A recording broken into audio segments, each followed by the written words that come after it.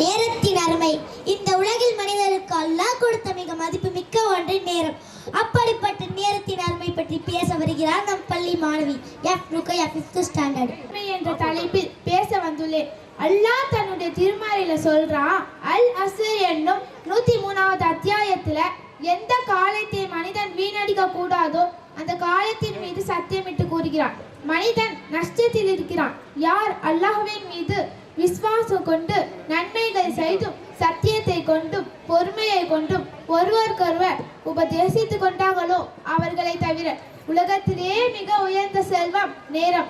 இது எப்படிப்பட்ட செல்வம்னா, இது தவறி போயிட்டா மறுபடியும் கிடைக்காது.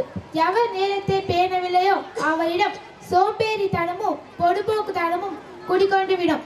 2 அருட்கொடைகள் விஷயத்துல அதிகமாக மக்கள் ஏமாந்து போறாங்க.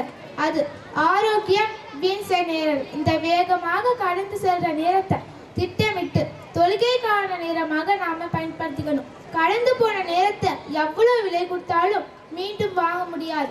நேரம் பொன் போன்றது.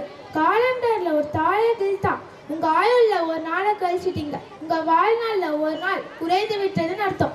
ஒரு நொடியில உலகத்துல பல லட்ச சம்பவங்கள் நடக்குது. குழந்தைகள் பிறக்குறாங்க, பல்லாயிரக்கணக்கான மக்கள் மரணம் அடைகிறாங்க.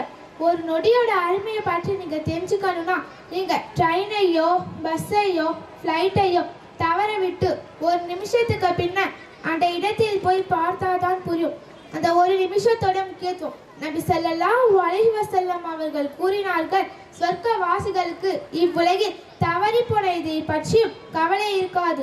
ஆனால் அல்லாஹுவை திக்ர் செய்யாமல் கழிந்து போன வினாடிகளை தவிர. இன்ஷா அல்லாஹ் நாமும் நேரத்தை வீணடிக்காமல் பயனுள்ளதாக மாற்றும். ஜஸாக்கல்லாஹு ஹைரன் கஸீரா. அஸ்ஸலாமு அலைக்கும் வரஹ்மத்துல்லாஹி வபரகாத்துஹு.